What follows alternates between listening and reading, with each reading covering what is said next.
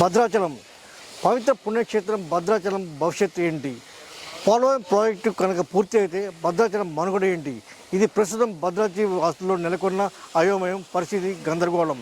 అయితే పోలవరం ప్రాజెక్టు పూర్తి అయినప్పటికీ భద్రాచలానికి ఎటువంటి ముంపు ఉండదని ఒక పక్కన అధికారులు చెప్తున్నప్పటికీ ఆగస్టు వచ్చే వరదల నేపథ్యంలో రాత్రి 16 అడుగులు రావడం, దాని ద్వారా ప్రజలు భయభ్రాంతికి గురవడం జరిగింది. దీనిపై మనతో మాట్లాడడానికి Khammam CPI executive member Singh Narasarao గారు ఉన్నారు. వారిని అడిగి మరిన్ని వివరాలు తెలుసుకుందాం. సార్ చెప్పండి, భద్రాచలం పరిస్థితి ఏంటి? అసలు పోలవరం ప్రాజెక్టు ఉంటే భద్రాచలం మనుగడ ఏంటి? పోలవరం ప్రాజెక్టు నిర్మాణం అనేది 45 మీటర్ల నీటి మట్టం ఉండే దానికోసం వీలుగా నిర్మాణం చేపట్టారు. వారి లక్ష్యం ఒకటే, గోదావరి కృష్ణా నదుల్ని అనుసంధానం చేయటం, గ్రావిటీలో గోదావరి నీటిని కృష్ణాలోకి తీసుకెళ్లేదాని కోసం ఆంధ్రప్రదేశ్ ప్రభుత్వం చేపట్టినటువంటి ప్రాజెక్ట్ ఇది. అయితే ఈ ప్రాజెక్టు ఆంధ్ర ప్రజలకి వరం, తెలంగాణ ప్రజలకి శాపం, భద్రాచలం ప్రాంత ప్రజలకు కూడా శాపంగా పరిణమించింది.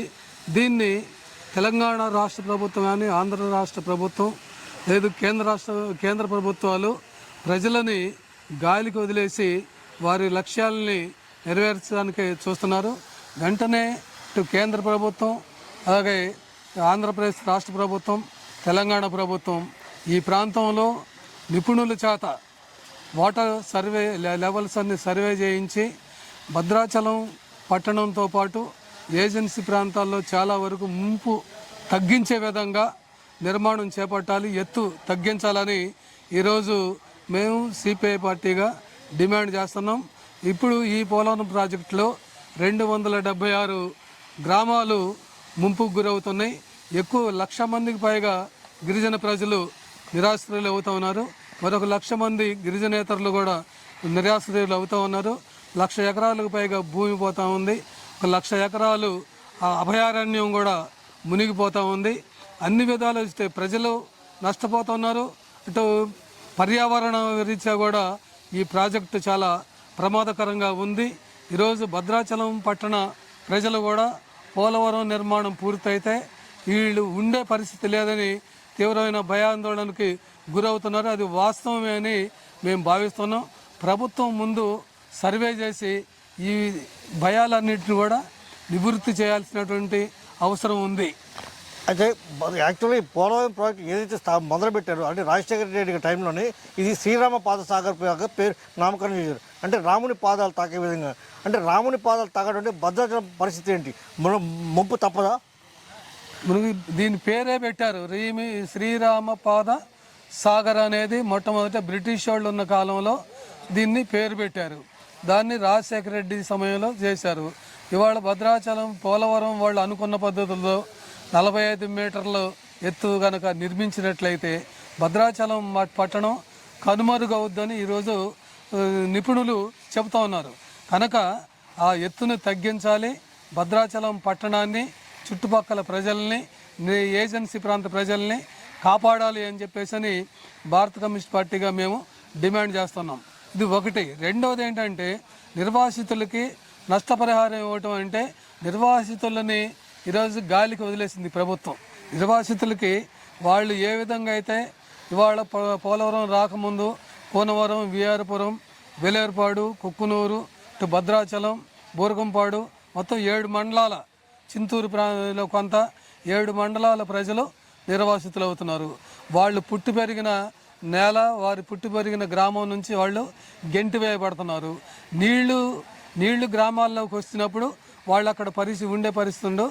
పక్షుల్లాగా, పక్షులకైనా ఒక చెట్టు కాకపోతే ఒక చెట్టు నీడనిస్తుంది, కానీ ఈ ప్రజలు ఎక్కడికి వెళ్తారు? ఏదైనా ఒక కొత్త ప్రదేశానికి వెళ్తే అక్కడ ఏ విధంగా బతుకుతారు? వీళ్ళందరూ కూడా వ్యాపారాలు చేసుకునేది కాదు, ఏదో చేతి వృత్తులు చేసుకొని, లేదో కూలీనాలు చేసుకొని జీవించే ప్రజలు ఎక్కువ మంది ఉన్నారు. వీళ్ళు కొత్త ప్రాంతానికి వెళ్తే అక్కడ వీళ్ళకి పని చెప్పేది ఎవరు, ఏం పని చేస్తారు, ఎలా బతకాలి అనేది కంటి మీద కునుకు లేకుండా ఏజెన్సీలో పోలవరం ముంపు ప్రాంత ప్రజలు ఇవాళ బతుకు దినదిన గండంగా బతుకు ఈడుస్తున్నారు. వాళ్ళకి సురక్షితమైనటువంటి నిర్మాణాలు, ఇళ్ళు గ్రామాలు నిర్మించాలి. వాళ్ళ ప్రాంతంలో ప్రజలు నిర్వాసితులు అవుతున్నారంటే వాళ్ళకి కొత్త ప్రాంతంలో గ్రామాలు నిర్మించాలి.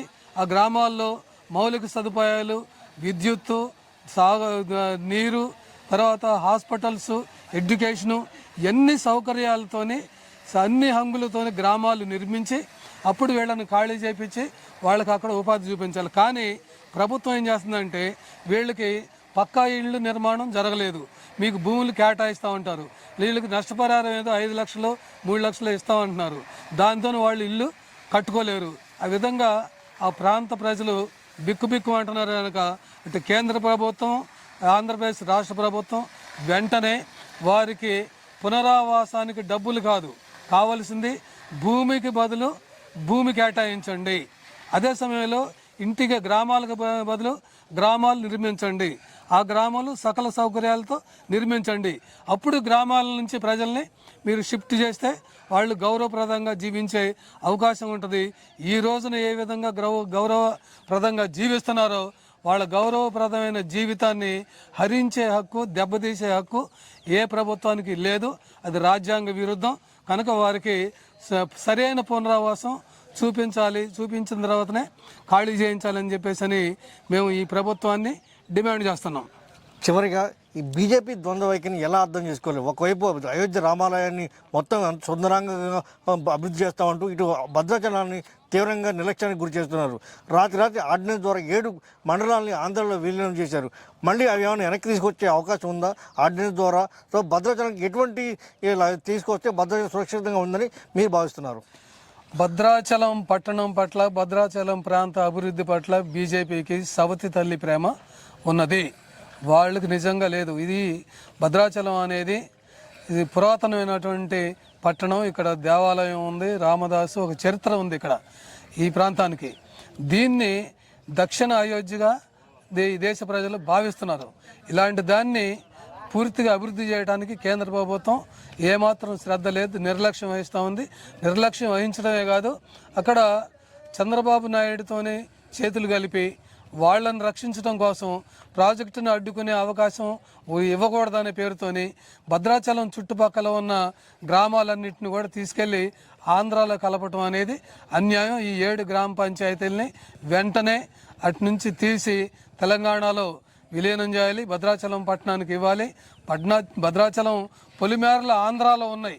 ఇది చాలా దుర్మార్గమైనటువంటి విషయం కనుక ఆంధ్రాలో కలిపిన ఈ చుట్టూ ఉన్నటువంటి 7 గ్రామ పంచాయతీలని వెంటనే తీసి భద్రాచలం మండలంలోకి కలపాలని చెప్పేసి, అట్లాగే సవతి తల్లి ప్రేమ విడనాడాలని, వీరైతే అయోధ్య కోసం నిధులు కేటాయిస్తున్నారో భద్రాద్రి అభివృద్ధి కోసం కూడా రాష్ట్ర ప్రభుత్వంతో పాటు కేంద్ర ప్రభుత్వం కూడా నిధులు విడుదల చేయాలి. ఇది నిధులు విడుదల చేస్తే బీజేపీ యొక్క కేంద్ర ప్రభుత్వం నిజాయితీని మనం శంకించే అవకాశం లేదంటే అది కేవలం సవతి తల్లి ప్రేమనే ఉంది. అది వాళ్ళకి అయోధ్య రాముడి మీద కూడా ప్రేమ లేదు. అయోధ్య రాముడి నిధులు దొంగతనం.